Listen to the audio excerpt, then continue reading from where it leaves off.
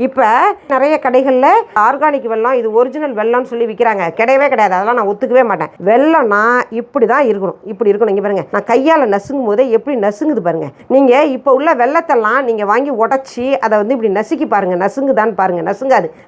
கட்டார்னு வந்து சுத்தியில் வச்சு அடித்து ஒட்டச்சாலும் வந்து தெரிச்சு உழுகுமே ஒழிய இந்த மாதிரி நசுங்காதுங்க. அதெல்லாம் ஒரிஜினல் வெல்லமே கிடையாது, நல்ல வெல்லம் கிடையாது. இதுதான் நல்ல வெல்லம்.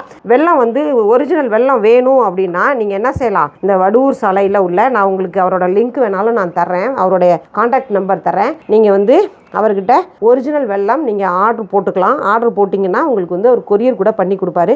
நல்ல ஒரிஜினல் சுவையை வந்து நம்ம குழந்தைகளுக்கு நம்ம வந்து அறிமுகப்படுத்தணுங்க. பாருங்க, இந்த வெல்லம் உடைக்கும் போது அந்த வெல்லத்துக்குன்னு ஒரு சுவை இருக்கும், அந்த வெல்லத்துக்குன்னு ஒரு ஃப்ளேவர் இருக்கும். ஏன்னா நான் வந்து அபவ் 50 ஆண்டுகளுக்கு முன்னாடி வந்து எல்லாமே ஒரிஜினல் தான். எதுலேயும் கலப்படம் கிடையாது, எதுவும் வந்து வீணாக போன பொருட்கள் கிடையாது. செக்கில் ஆட்டின எண்ணெய் தான் சாப்பிடுவோம். அது மாதிரி ஒரிஜினலாக உள்ள விஷயங்கள் தான் எல்லாமே. பார்த்திங்கன்னா அரிசியை பிளாஸ்டிக் அரிசின்னு சொல்லி வீடியோ போடுறாங்க. அப்போ வந்து நம்ம எதை திங்கிறோம், என்னத்தை திங்கிறோன்னே தெரியாமல் தின்னுக்கிட்டு இருக்கோம், என்னத்தை குடிக்கிறோன்னு தெரியாமலே குடிச்சிக்கிட்டு இருக்கோம், என்னத்தை சுவாசிக்கிறோன்னு தெரியாமலே நம்ம சுவாசிச்சுக்கிட்டு இருக்கோம். அப்படிலாம் இல்லாமல் நம்மளால் முடியும், நமக்கு அந்த சௌகரியம் இருக்குது அப்படின்னா சில விஷயங்களை நம்ம வந்து ஆர்கானிக்காக நம்ம தேடி போய் வாங்கிக்கிறதுல வந்து தவறில்லை இல்லைங்களா?